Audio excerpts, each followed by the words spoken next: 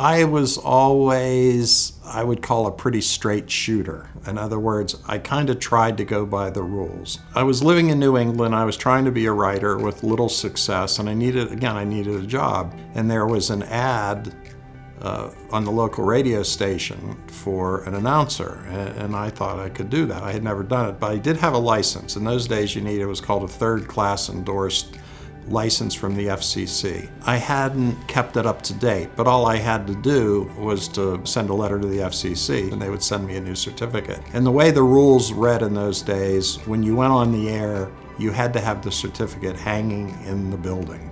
So I went and interviewed for the job, and I got the job, and I was going to start Friday, and the owner said, well, do you have your FCC endorsed license? I said, yes, I'll bring it with me the first day I start. So I remember being very nervous about this. What I was going to do was Xerox the license I had and change the date and hope nobody noticed and put it in a nice frame. Because I made up my mind, like, I need this job, and this is something I've always wanted to do, so I'm going to take a chance here. About 2 hours before I had to go to work, the mail came and my license was there. It was a decision that I made knowing that it might not be there and being willing to push the envelope maybe a little more than I would have before. There is another time, like back when I used to work for the Job Corps in Pittsburgh. I was a manager there, and I wanted to change what I was doing, and like most of us, I had a lot of fear about it. And I read this book by someone that you can still find on the internet, Erich Fromm, very famous writer and philosopher and such. And he wrote a book called Escape from Freedom. And I read the book, and what he basically said in the book, and it was really the first time that I'd encountered this whole idea, was if you walk through your fear, good things will happen, and then you'll know where you stand. So at that time, I was thinking I wanted to be a lawyer and I wanted to go to law school. And I had this very checkered academic background where, like, I would make the dean's list and then I would get all F's because I only paid attention to classes that I cared about. I really didn't go to college to get a degree. I went to college to learn. I took the law boards and I did pretty well because I'm a pretty good test taker. And now I had to apply to law schools if I wanted to go. And at that time, you could buy a book, like an SAT type book for the LSAT, and you could pretty much tell, you could look at your QPA and you could look at your law board scores on a grid and tell what chance you had, and my chance was pretty slim, to say the least. But I applied anyway. I applied to 10 law schools, everything from Harvard to, and I bring this up no disrespect, to the Detroit School of Law. I did get accepted at the Detroit School of Law.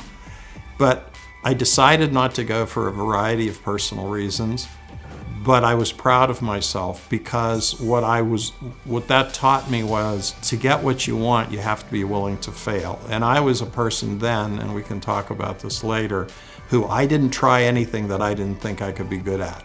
I just didn't do it. And the idea of failing was just completely unacceptable. So I had put off applying to law school for a couple of years because I knew I was a marginal applicant at best. And that's another experience that really taught me, a lot about myself and about, how to be in the world.